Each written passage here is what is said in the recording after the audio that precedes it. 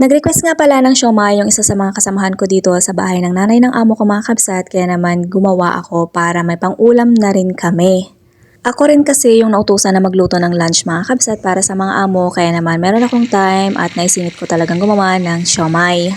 Yung chicken breast nga pala at saka yung bawang mga kabsat ay pinagsama ko na nga pala at nilagay ko sa food chopper para naman magiling, at naglagay ako dito ng isang pirasong carrot, bali hinati-hati ko lang na maliliit. Naglagay din ako dito ng sibuyas, hinati-hati ko lang din ng maliliit. Bale, pangalawang beses ko na nga pala itong gagawin mga kabsat, tong chicken siomai. Bale, yung ingredients nga pala nung una ay ganun din yung ingredients na gagamitin ko dito.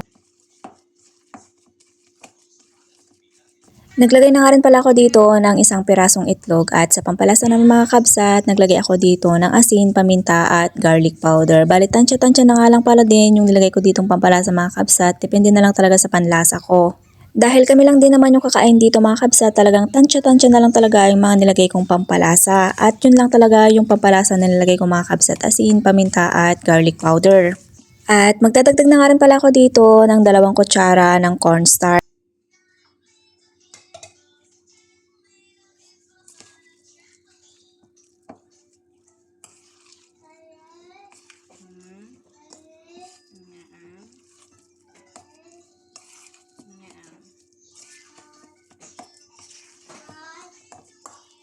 At nagdagdag na nga rin pala ako dito ng konting mantika.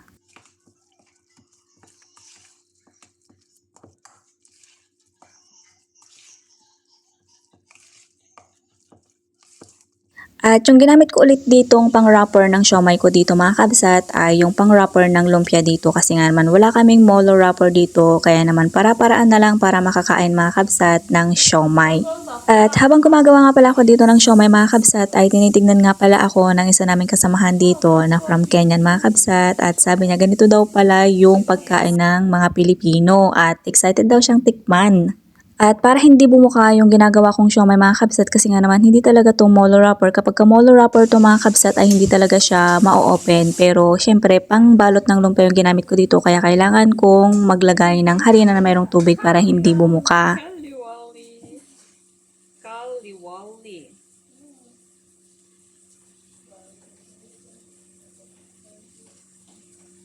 Imagine like, no? At ito nga pala yung mga nagawa ko mga kabsat. Hindi ko na nga rin talaga binilang, kasi nga naman kami lang din naman yung kakain at hindi naman to pambenta. Tinanong nga pala ulit ako dito ng isa naming kasamahan na Kenya mga kabsat kung marunong daw ba akong kumanta. Yes, marunong akong kumanta at marunong akong magbasa ng lyrics. Charis, wala lang, naisingit ko lang i-share. At mabuti na lang talaga mga kabsat at merong steamer dito sa bahay ng nanay ng amo ko, kaya naman ito yung ginamit kong pang-steam dito sa ginawa kong siomai.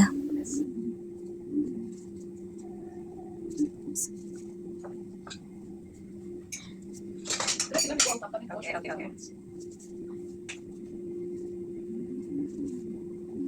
At iluluto ko nga pala yung siomai mga kabsat ng mga 12 to 15 minutes.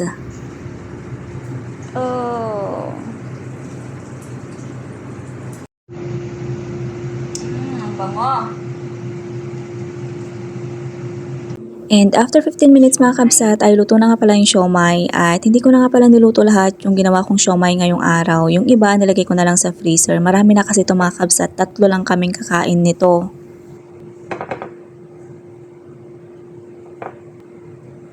At hindi nga pala makukumpleto yung siomai mga kabsat kapag walang pritong bawang, kaya naman habang nagluluto ako kanina or nagpapakulo ng karne ay nagprito na nga rin pala ako dyan ng bawang para naman isahan yung amoy. At yung sausawan naman, nagmix lamang ako dyan ng toyo at lemon, at naglagay ako dyan ng sili.